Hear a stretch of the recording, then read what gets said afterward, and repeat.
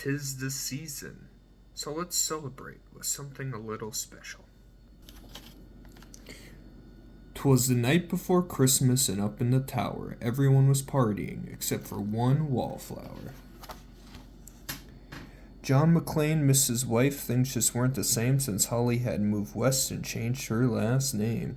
He tried to win her back, but still she said no, while unbeknownst to them there was trouble below.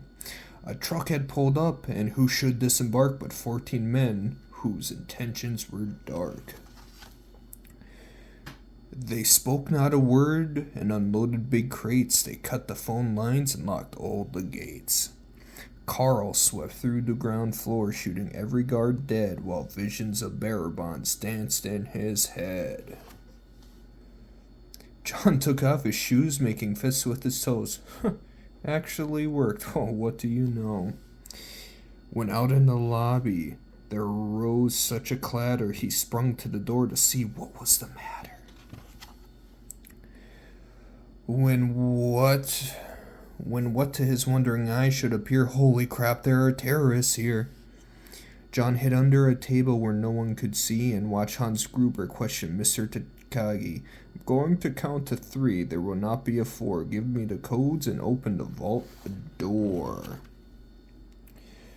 I don't know the code, so go ahead and shoot. Okay, said Hans Gruber, and ruined Takagi's suit. John tried to call the cops by pulling an alarm, but instead called the bad guys who tried to cause him harm. But John killed Tony, who had very small feet, and sent him to the terrace as a Yuletide treat. He put a Santa hat on the German, and eyes aglow wrote, "Now I have a machine gun. Ho, ho, ho." Carl was furious. Tony was his brother. He chased John across the roof, and they shot at each other. John was able to escape through the ventilation shafts. Come out to the coast, he sighed. We'll have a few laughs.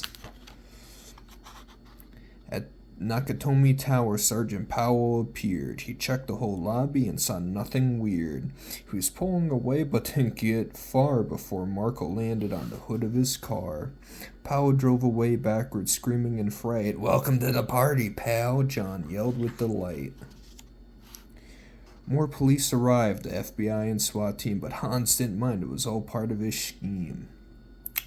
More rapid than eagles, his henchmen then came, and all radioed and shouted and called them by name. Now Eddie, now James, now Franco, now Ooh, now Fritz, now Carl. Hair long and unruly. They shot the SWAT tanks with a surface-air missile and knocked it away like a down of a thistle. Now John McClane was angry indeed. He blew up 2 terrorists and called them jerkweed. Elias told Hans, "Buddy, I'm your white knight." Hans shot him dead, giving the hostages a fright. Hans went to go check on the explosives fuse and saw that poor John wasn't wearing any shoes. John fled from Carl and Hans, but at last he had to run barefoot over sharp glass. His feet, how they hurt, his soul's all bloody. John crawled to the bathroom and called his good buddy. John was weary and ready to throw in the towel until he got a pep talk from Sergeant Al Powell. Powell was chubby and plump, a right jolly old cop, and he trusted the cowboy in the tattered tank top. But a reporter was probing into McClane's life and revealed that Holly was actually John's wife. Hans quickly flipped over the gold picture frame. "It's a pleasure to meet you, Mrs. McClane." His clothes all tarnished in ash and soot, John staggered to the rooftop, bloody and barefoot. The explosives were wired to the rooftop with care in hopes that the hostages soon would be there. John warned everyone the roof would soon blow as the chopper scarfed him with a high-power ammo. Around his waist he tied a fire hose tight and, screaming an oath, jumped into the night. He dangled in the air and gritted his teeth while flames encircled the tower like a wreath. Fiercely fighting his way back inside, John yelled out, "Hands!" He was done trying to hide. He limped to the vault like an old man on crutches, only to find Holly in his filthy clutches. John dropped his gun, put his hands on his head. It seemed he and Holly soon would be dead. But with a secret gun taped to his back, John shot Hans in a surprise attack. Hans fell out the window, still holding Holly's arm, and slowly, deliberately raised his forearm.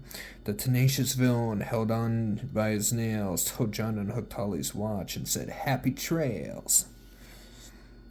Bearer bonds fluttered like fresh fallen snow as Holly embraced her blood-spattered bow. So Merry Christmas to all, be kind to one another, most of all. Yippee-ki-yay, motherfucker. Merry Christmas, everybody.